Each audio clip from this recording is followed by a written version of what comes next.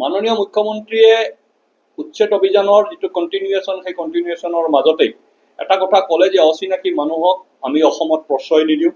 অচিনাকি মানুহে যি প্ৰভুত্ব স্থাপন কৰিবলৈ প্ৰয়াস কৰিছে বা যি ৰাজনৈতিক ক্ষমতা দখলৰ কাৰণে যি চেষ্টা চলাইছে, সেই চেষ্টাক অসমৰ থলুৱা খিলঞ্জীয়া ভূমিপুত্ৰই একত্ৰিতভাৱে প্ৰতিহত কৰিব আৰু তাত অসম চৰকাৰ অংশীদাৰ হ'ব।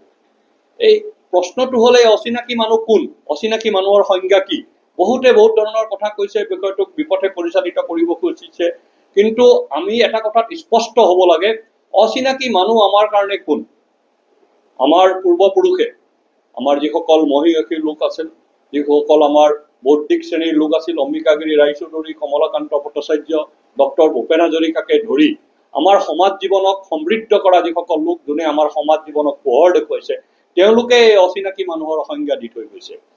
আমাৰ পূৰ্বপুৰুষে আমাক কৈছে, লুঙি আৰু টুপি পিন্ধি অসমত প্ৰৱেশ কৰা মানুহ সেইদিনাখনেই অসমীয়া হ'ব, যিদিনাখন তেওঁলোকে চুৰিয়া কামিজ পিন্ধিব আৰু কান্ধত গামোচা লৈ নামঘৰলৈ নাম কৰিবলৈ আহিব। সেইদিনাখনে সেই মানুহখিনি আমাৰ অসমীয়া মানুহ হ'ব, থলুৱা মানুহ হ'ব। আৰু যেতিয়ালৈকে নহয় তেতিয়ালৈকে সেই মানুহখিনি অচিনাকি মানুহ। বহুতে ক'ব খিলঞ্জীয়া মুছলমানেতো সেই কাম নকৰে।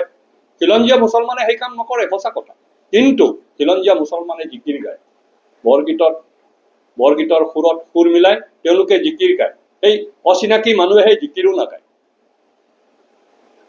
গতিকে সেই অচিনাকি মানুহ তেওঁলোক, যিসকলে আমাৰ পূৰ্বপুৰুষে কোৱাৰ দৰে চুৰিয়া কামিজ নিপিন্ধে, কান্ধত গামোচা নলয়, যিসকলে বিহু নকৰে, যিসকলে কাতি বিহুত আকাশ বন্তি নজ্বলায়, উৰুকাত যোনে মেগী নজ্বলায়, যোনে বহাগ বিহুত গৰু বিহু নাপাতে, যোন কামাখ্যালৈ নাযায়, যোন মহামায়ালৈ নাযায়, যোন মহাভৈৰৱলৈ নাযায়, যোন ৰংঘৰ বাকৰিলৈ নাযায়, যোন ৰংপুৰলৈ নাযায়, যোন শিৱদৌললৈ নাযায়, যোন কাৰ্বি দেহাললৈ নাযায়, ব্ৰহ্ম মন্দিৰ বাথৌ মন্দিৰলৈ যোন নাযায়, সি আমাৰ কাৰণে অচিনাকি মানুহ।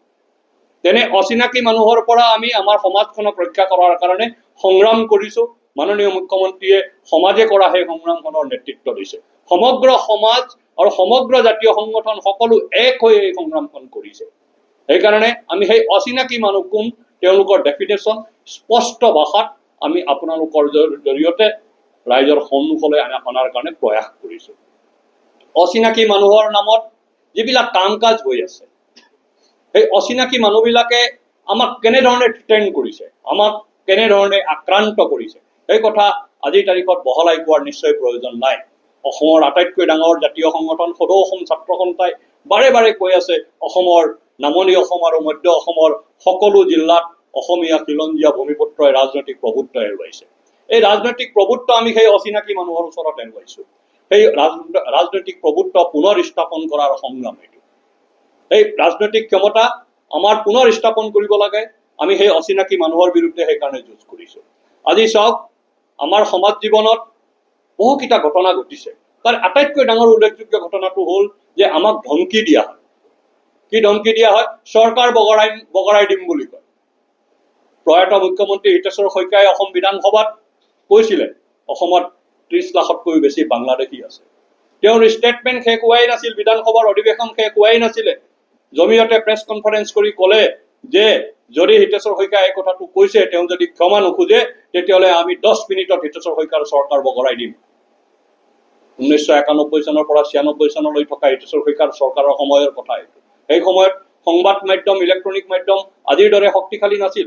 তথাপিও জুইৰ দৰে বিয়পি পৰিছিল, বনজুইৰ দৰে বিয়পি পৰিছিল সেই কথাটো। আৰু জমিয়তৰ নেতৃত্বই কেইঘণ্টামানৰ ভিতৰতে প্ৰতিক্ৰিয়া দি হিতেশ্বৰ শইকীয়াক বাধ্য কৰাইছিল সেই ষ্টেটমেণ্ট উইথড্ৰ কৰিবলৈ। ৰাজনৈতিক ক্ষমতা লাগে, ৰাজনৈতিক দখল লাগে। অসমৰ কোনো জাতি জনগোষ্ঠীয়ে নকয়, কোনো জাতি জনগোষ্ঠীৰ সংগঠনে নকয় যে আমি চৰকাৰ বগৰাই দিম। কেৱল এটাই জনগোষ্ঠী আছে, এটাই ধৰ্মাৱলম্বী লোক আছে, যিসকল লোক আমাৰ কাৰণে অচিনাকি, তেওঁলোকে আমাৰ থলুৱা মানুহৰ চৰকাৰ বগৰাই দিম বুলি কয়। সেই মানুহসকল আমাৰ কাৰণে অচিনাকি, তেওঁলোকৰ সভ্যতা সংস্কৃতি আমাৰ কাৰণে অচিনাকি। সেইকাৰণে আমি স্পষ্ট ভাষাত কৈছো, এই যিটো যুঁজ চলি আছে, এই যুঁজটো ক্লেশ অফ চিভিলাইজেশ্যন, ক্লেশ অফ কালচাৰ, সভ্যতাৰ সংঘাত, সংস্কৃতিৰ সংঘাত। আৰৱৰ পৰা বাংলাদেশ হৈ আমাৰ অসম ভূমিলৈ অহা সংস্কৃতি আৰু সভ্যতাৰ বিৰুদ্ধে অসমৰ থলুৱা খিলঞ্জীয়া ভূমিপুত্ৰৰ এইটো এটা সংঘাত।